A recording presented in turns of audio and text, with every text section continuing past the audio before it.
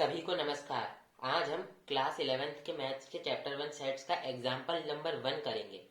और example number 1 ही नहीं करेंगे, एग्जाम्पल नंबर 1 से लेकर एग्जाम्पल नंबर 5 तक जितने भी एग्जाम्पल्स हैं उन सभी एग्जाम्पल्स को डिटेल में समझेंगे। तो चलिए चालू करते हैं हमारा एग्जाम्पल नंबर 1। एग्जाम्पल नंबर 1 में हमको बोला गया है write solution set of the equation x square plus x minus two equal to zero in roster form.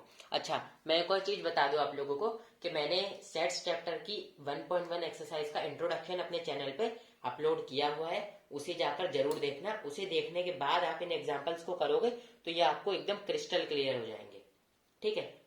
वरना अगर आप उसको देखे बिना इन एग्जाम्पल्स को करने की कोशिश करोगे तो आपको डिफिकल्टी आएगी। तो चलिए चालू करते हैं। तो यहाँ पर हमको एक इक्वेशन दी गई है, ये क्वाड्रेटिक इक्वेशन है, आपको पता है x square plus x minus two equals to zero, ठीक है। सो हमको ये एक इक्वेशन दी गई है। कौन सी इक्वेशन है ये? X square plus x minus two is equals to zero. अब क्वाड्रेटिक इक्वेशंस को सॉल्व करने का तरीका तो आपको पता ही होगा। इसका एक फॉर्मूला होता है। क्या फॉर्मूला होता है? X is equals to minus b plus minus square root of b square minus 4ac। अब इस पूरे को डिवाइड करना रहता है 2a के साथ, ठीक है। और यहाँ पर a not equals to zero होना चाहिए। तो a देख सकते हो 1 है यहाँ पर a। तो यहाँ से a b c की वैल्यूज को आइडेंटिफाई करते हैं। तो सबसे पहले देखो a की वैल्यू क्या है? a एक्स स्क्वायर का कोफिशिएंट होता है, क्या है? अभी 1 है तो यहाँ पर 1। b की क्या वैल्यू है? b x का कोफिशिएंट होता है, कुछ वैल्यू नहीं है b की जगह, तो क्या है? मतलब 1 है, तो ये हो जाएगा 1। c क्या हो जाएगा? As you can see c minus two है, कॉन्स्टेंट हम बोलते हैं इसको, तो ये हो जाएगा माइनस का 2। अब हम लोग क्या करेंगे, देखो इस फॉर्मूले में वैल्यूज को पुट कर कर इस इक्वेशन के सॉल्यूशंस को फाइंड करेंगे। तो x is equals to minus b 1 है तो माइनस बी यानी कि minus 1 plus minus square root of b square minus 4ac। B square यानी कि 1 का स्क्वायर 1 होता है, माइनस 4a1 है और c क्या है? माइनस का 2 है, ठीक है। अब डिवाइडेड बाय 2a, a क्या है? 1, तो 2 मल्टीप्लाइड बाय 1। यहाँ से x की वैल्यू क्या आ जाएगी? माइनस 1 प्लस माइनस, यहाँ पर देखो square root of 4 multiplied by 2 8 होता है, और माइनस 4 मल्टीप्लाइड बाय माइनस 2 भी 8 होता है। माइनस से माइनस कैंसिल हो जाता है, तो ये हो जाएगा 1 और प्लस का 8 आएगा। क्यों? क्योंकि माइनस से माइनस कैंसिल हो गया। Divided by 2 as it is. यहाँ से x इक्वल्स टू क्या आ गया? माइनस 1 प्लस माइनस, अब देखो ये क्या हो जाता? स्क्वायर रूट ऑफ 9 हो जाता, क्योंकि स्क्वायर रूट ऑफ 1 प्लस 8 क्या होता है? Square root of 9। और ऐसा कौन सा नंबर है जिसको उसी से मल्टीप्लाई करो तो 9 मिले? 3, तो स्क्वायर रूट ऑफ 9 आ गया हमारा 3 डिवाइडेड बाय 2। अब ये किसके इक्वल होगा?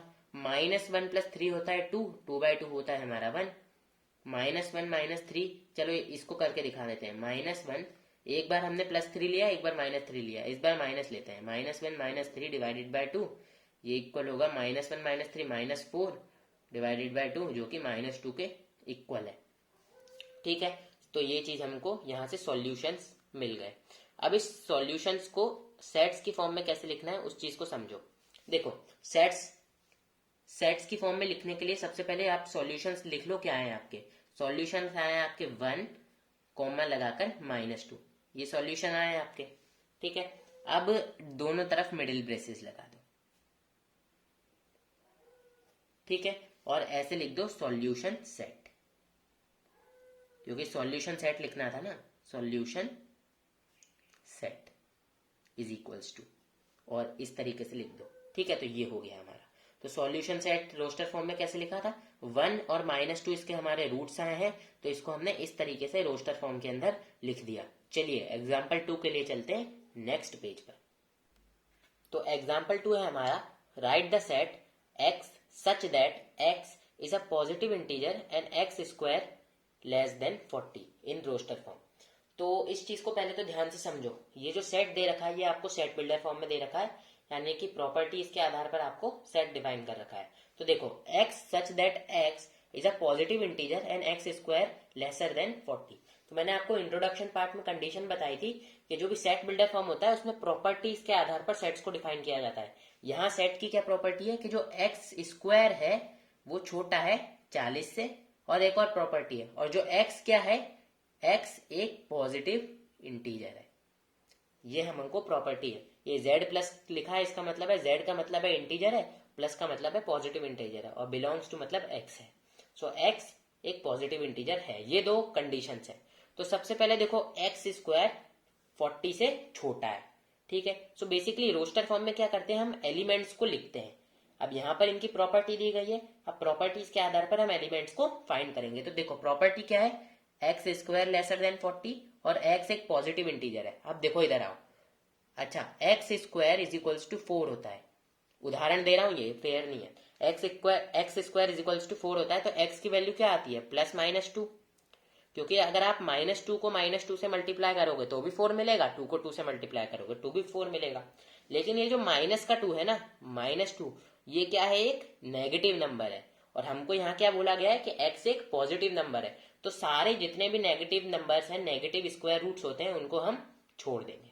सो एक्स स्क्वायर लेस देन 40 है, तो सबसे पहले रफ में आओ और 1 से लेकर 5 तक या 6 तक स्क्वायर लिखो। तो 1 स्क्वायर 1 होता है, 2 स्क्वायर 4 होता है, 3 स्क्वायर 9 होता है, 4 स्क्वायर 16 होता है, 5 स्क्वायर 25 होता है, 6 स्क्वायर 36 होता है, और लास्ट में 7 स्क्वायर 49 होता है। तो अब वो नंबर्स फाइंड आउट करो जो हमको चाहिए था। देखो नेगेटिव नंबर्स को तो हमने लिस्ट से निकाल दिया, क्योंकि वो तो हमको चाहिए ही नहीं। बचे पॉजिटिव नंबर्स, उनको लो। देखो ऐसे नंबर्स का स्क्वायर जो कि 40 से छोटे हों, ये इसका मतलब है। तो ऐसे नंबर्स को फाइंड आउट करो सबसे पहले। तो सबसे पहले देखो 1 का स्क्वायर 40 से छोटा है ना, 1 का स्क्वायर 1 है जो कि 40 से छोटा है, तो ऐसा नंबर में पहला नंबर क्या है, 1 है। फिर कॉमा लगाओ। दूसरा नंबर क्या है, देखो 2 का स्क्वायर भी 40 से छोटा है तो 2, ऐसे 3 का स्क्वायर भी 40 से छोटा है तो 3, ऐसे 4 का स्क्वायर भी 40 से छोटा है तो 4, ऐसे ही 5 का स्क्वायर भी 40 से छोटा है तो 5, ऐसे 6 का स्क्वायर भी 40 से छोटा है तो 6। लेकिन 7 का स्क्वायर 40 से बड़ा है, 49 40 से बड़ा है, तो 7 हम नहीं लेंगे, क्योंकि तो हमको तो ऐसे ही नंबर देखना है ना कि जिनका स्क्वायर 40 से छोटा हो। लेकिन 7 का स्क्वायर तो 40 से बड़ा है, इसलिए हम 7 नहीं लेंगे। तो ये नंबर्स लिखे हमने, दोनों तरफ मिडिल ब्रेसेस लगा दो, और ये हो गया हमारा आंसर इन रोस्टर फॉर्म। ठीक है, आंसर बस एलिमेंट्स को लिखो कॉमा लगाकर और दोनों तरफ मिडिल ब्रेसेस लगा दो, और हमारा आंसर जो है वो आ जाता है। ठीक है, तो चलिए एग्जाम्पल 2 यहाँ पर समाप्त हुआ। एग्जाम्पल 3 के लिए चलते हैं नेक्स्ट पेज पर। तो एग्जाम्पल 3 है, राइट सेट ए। सेट ए हमको ये दे रखा है इन सेट बिल्डर फॉर्म। देखो ये सेट हमको रोस्टर फॉर्म में दे रखा है, क्योंकि इस सेट के अंदर एलिमेंट लिखे हुए हैं। अब देखो आपको कोई भी सेट यदि रोस्टर फॉर्म में दिया हो और उस सेट को आपको सेट बिल्डर फॉर्म में कन्वर्ट करना हो, तो सबसे पहले जो भी सेट आपको रोस्टर फॉर्म में दिया है ना, उस सेट को ध्यान से देखो और उस सेट की प्रॉपर्टीज को नोटिस करो, उस सेट के गुण को नोटिस करो। फॉर एग्जाम्पल ए है, ये सेट ए है, ये किसके इक्वल दे रखा है, 1, 4, 9, 16, 25, और ये अनंत तक जाता जा रहा है। ठीक है, ये क्या हो रहा है, अनंत तक जाता जा रहा है। तो जब भी ये 3 डैश लगे हो ना, 1 2 3, इसका ये मतलब समझ लेना कि वो चीज अनंत तक जा रही है। सो अब यहाँ पर आप ध्यान से देखो, अगर मैं 1 का स्क्वायर करूं तो मुझे मिलता है 1, मैं 2 का स्क्वायर करूं तो मुझे मिलता है 4, मैं अगर 3 का स्क्वायर करूं तो मुझे मिलता है 9, मैं अगर 4 का स्क्वायर करूं तो मुझे मिलता है 16, मैं अगर 5 का स्क्वायर करूं तो मुझे मिलता है 25। और आप ध्यान से देखो, ये 1 2 3 4 5 नेचुरल नंबर्स हैं, और इन्हीं के स्क्वायर यहाँ लिखे हैं, और इनके जो स्क्वायर है ना वो इस सेट में प्रेजेंट है। ध्यान से देखो 1, 4, 9, 16, 25। अब बात ये आ जाती है कि अब मैं इस चीज को सेट बिल्डर फॉर्म में डिफाइन कैसे करूं। तो काफी आसान तरीका है। सेट बिल्डर फॉर्म में चीजों को लिखते समय भी ए, यही वाला सेट है, is equals to middle braces बना लो, मिडिल ब्रेसेस बना ली। अब ये जो भी सभी नंबर्स है ना, इनको रिप्रेजेंट करने के लिए एक वेरिएबल ले लो, जैसे कि मैं ए ले लेता हूं, तो ए सच दैट ए, अब मैंने ये लिख दिया, इसका क्या मतलब होता है, ए सच दैट ए, यानी कि ए है ये। अब वो क्या है वो हम आगे लिखेंगे। सो अब देखना मैं क्या करता हूं, A is equals to n square, n belongs to natural numbers का सेट। अब इस चीज को मैं थोड़ा आपको समझा देता हूं कि मैंने कैसे लिखा है। देखो ए जो सेट है वो किसके इक्वल है, ए सच दैट ए, ये मैंने स्मॉल लेटर्स का area is equals to n square. अब ये एन की जगह आप कुछ भी ले सकते थे, ठीक है, आप कुछ भी ले सकते थे, आप B C D E F G जो मन चाहे वो ले सकते थे, लेकिन एन हमने ऐसे ही ले लिया, मेरे मन में आया तो मैंने ले लिया। आप यहाँ पर वाई भी ले लो, कुछ भी ले लो। अब n belongs to set of natural number का क्या मतलब है, देखो यहाँ हमने देखा कि ये जितने भी नंबर्स है ना, ये नेचुरल नंबर के स्क्वायर है, ठीक है। जैसे कि मान लो ये 1 2 3 4 5 नेचुरल नंबर्स हैं, तो ये जितने भी नेचुरल नंबर्स हैं इनके स्क्वायर क्या है, 1 4 9 16 25। इनको हम मान लेंगे ए, कि भाई ये क्या है, ए है, और ये किसके इक्वल है, एन स्क्वायर के हैं। हमने ऐसा मान लिया कि ये जो है ये किसके इक्वल है, एन स्क्वायर के, और हमको बताना पड़ेगा कि ये जो एन है ना, जो भी नंबर्स एन है वो नेचुरल नंबर्स, ठीक है। मतलब एक तरीके से समझो, नेचुरल नंबर्स कहाँ से चालू होते हैं, ये है नेचुरल नंबर्स का सेट 1 2 3 4 5, और इसमें भी देखो 1 का स्क्वायर 2 का स्क्वायर 3 का स्क्वायर 4 का स्क्वायर 5 का स्क्वायर। तो इसी तरीके से इसमें जाते जा रहे हैं, इसी तरीके से इसमें जाते जा रहे हैं। इसको आप एक और तरीके से लिख सकते थे, आप ये कर लेते हैं, A is equals to middle braces बना के, A such that A is a natural number, is a square of natural number, is a square of natural number. इस तरीके से भी लिख देते, ये भी सही होता।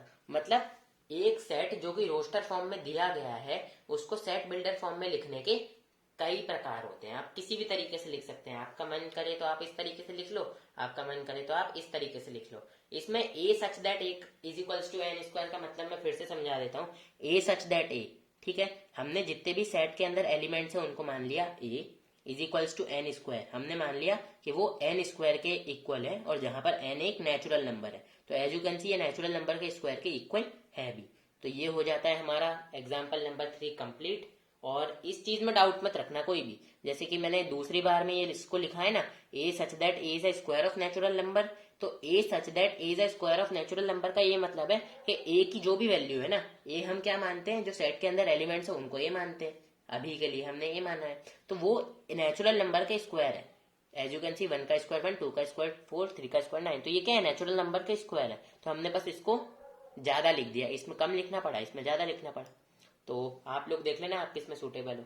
सो एग्जाम्पल 3 हो जाता है हमारा खत्म। अब चलते हैं हम लोग एग्जाम्पल 4 की तरफ। तो ये है हमारा एग्जाम्पल 4, राइट द सेट, ये है सेट इन सेट बिल्डर फॉर्म। अब ये सेट थोड़ा आपको कंफ्यूजिंग सा लग रहा होगा कि भाई सेट बिल्डर फॉर्म में हमको इसको लिखना है, तो इसमें भी हमको इसकी प्रॉपर्टीज फाइंड आउट करनी पड़ेगी, जो कि काफी डिफिकल्ट लग रहा है। देखो कुछ डिफिकल्ट नहीं है, चीज को अच्छे से समझो, चीजों को अच्छे से समझो। देखो इस सेट को हम ए मान लेते हैं, ये सेट को क्या मान लेते हैं बेटा, ए। तो ये क्या हो जाएगा, 1/2, 2/3, 3/4, 4/5, 5/6, 6/7, ठीक है, ये हो जाएगा। अब देखो हम ये देख रहे हैं कि जो भी न्यूमरेटर है ना वो डिनोमिनेटर से एक छोटा है, या यूं कह लो कि जो डिनोमिनेटर है ना वो न्यूमरेटर से एक बड़ा है। जैसे कि न्यूमरेटर 1 है तो डिनोमिनेटर 1 + 1 है, एक ज्यादा। इधर न्यूमरेटर 2 है तो डिनोमिनेटर 2 + 1 3 है। इधर न्यूमरेटर 3 है तो डिनोमिनेटर 3 + 1 4। सो आप लोग देख सकते हो कि ये हमको पता चल रहा है, ठीक है। सो अब इसको सेट बिल्डर फॉर्म में कैसे लिखेंगे, देखो तो A is equals to middle braces लगा। अब इन सभी एलिमेंट्स को क्या मान लेता हूं मैं, x मान लेता हूं। So x such that x is equals to, इतनी चीज आपको समझ आई। x सच दैट का x का ये मतलब है कि जो भी एलिमेंट सेट के अंदर है उन सबको हमने क्या मान लिया, x, और वो क्या है उनकी प्रॉपर्टी अभी हम डिफाइन करते हैं। तो ये जो नंबर्स है ना उनको क्या मान लो, n मान लो, तो n डिवाइडेड बाय n+1 है, ठीक है, n डिवाइडेड बाय n+1 है। तो ये देखो n को अगर n 1 है तो अपॉन में 1 + 1 है, n 2 है तो अपॉन में 2 + 1 है। तो अब हमको दो चीजें और बतानी पड़ेगी कि n कहां से कहां तक है और n क्या है। तो n सबसे पहले क्या है, एक नेचुरल नंबर है ना भाई, n एक नेचुरल नंबर। देखो 1 2 3 4 5 6 और नीचे भी 2 3 4 5 6 7, ये क्या है, एक नेचुरल नंबर है। लेकिन ये अनंत तक थोड़ी जा रहे हैं, यानी कि इनकी एक लिमिट है ना। तो n जो है वो 1 से बड़ा है और 1 के इक्वल भी है। देखो n 1 से बड़ा है और 1 के इक्वल भी है, इसका मतलब होता है ग्रेटर देन इक्वल टू, यानी कि n 1 से बड़ा है 1 के इक्वल भी है और n 7 से छोटा है। बस इस चीज को आप ध्यान रखो और फिर मिडिल ब्रेसेस को आप क्लोज कर दो।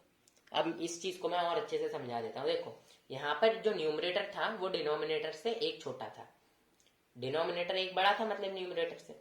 तो इस चीज को हमने क्या किया, सेट बिल्डर फॉर्म में लिखने के लिए इस तरीके से एक रिप्रेजेंटेशन तैयार की कि a is equals to x such that x, इस सेट में जितने भी एलिमेंट्स थे उनको माना x, is equals to n by n plus one. ये जो है ना, ये किस फॉर्म में, इनकी क्या प्रॉपर्टी है कि न्यूमरेटर डिनोमिनेटर से एक छोटा है, तो वही हमने यहाँ पर लिख दिया कि n by n plus one, यानी कि डिनोमिनेटर बड़ा है एक न्यूमरेटर से।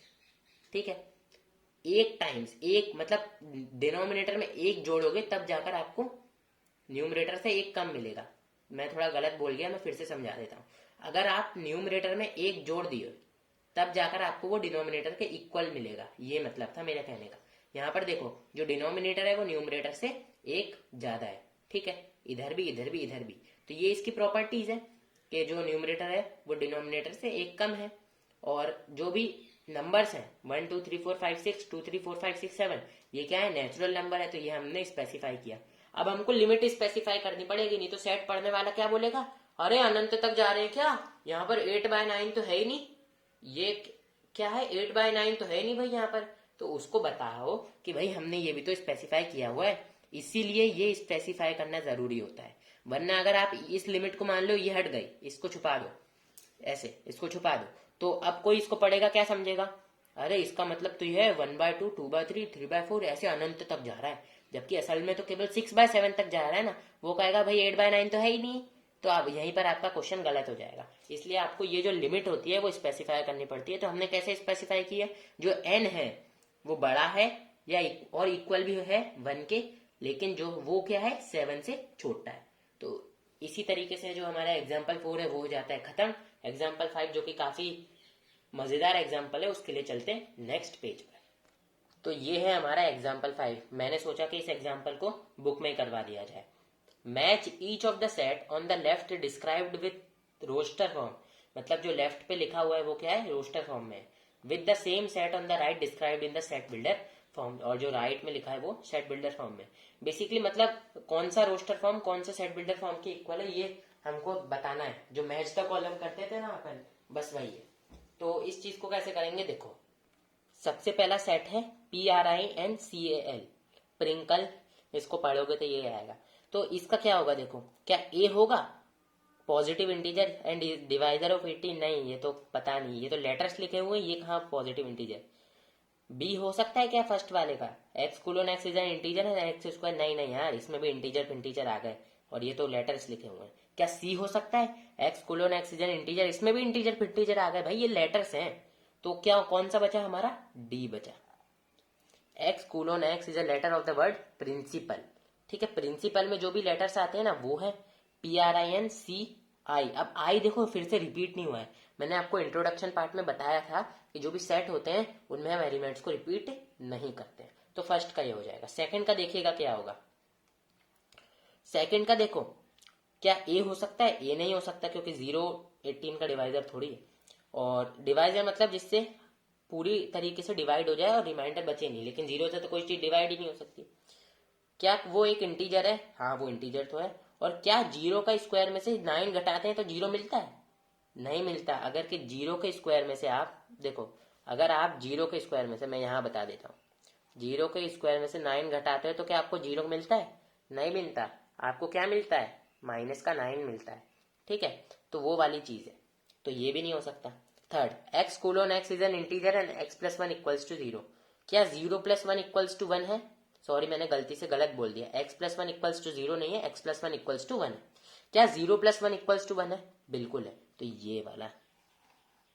अब देखो 1 2 3 6 9 18 क्या होगा, ये एक पॉजिटिव इंटीजर है, हाँ है। और क्या ये 18 को डिवाइड करते हैं, हाँ भाई ये करते हैं 18 को डिवाइड। 1 18 जा 18, 2 9 जा 18, 3 6 जा 18, 6 3 जा 18, 9 2 जा 18, 18 1 जा 18। अब ये फोर्थ है, इसका क्या बचा, कुछ नहीं है, तो बी बच गया, तो बी हो गया। ये बचपन में हम लोग किया करते तो बहुत मजा आते थे इसमें। तो ये हमारा एग्जाम्पल 5 भी कंप्लीट हो गया। और इस वीडियो में हमने एग्जाम्पल 1 से लेकर एग्जाम्पल 5 तक के जितने भी एग्जाम्पल थे ना, उन सभी को डिटेल में एक्सप्लेन किया है। अगर आपको किसी भी एग्जाम्पल में कुछ भी डाउट लगता है तो आप नीचे कमेंट कर देना, मैं कमेंट का जल्दी से जल्दी रिप्लाई दे दूंगा। और चैनल को सब्सक्राइब भी कर देना, वीडियो को लाइक जरूर कर देना, और अपने जो भी क्लासमेट्स हैं, आपके जो भी कक्षा में लोग पढ़ते हैं, उनसे भी ये वीडियो को शेयर कर देना।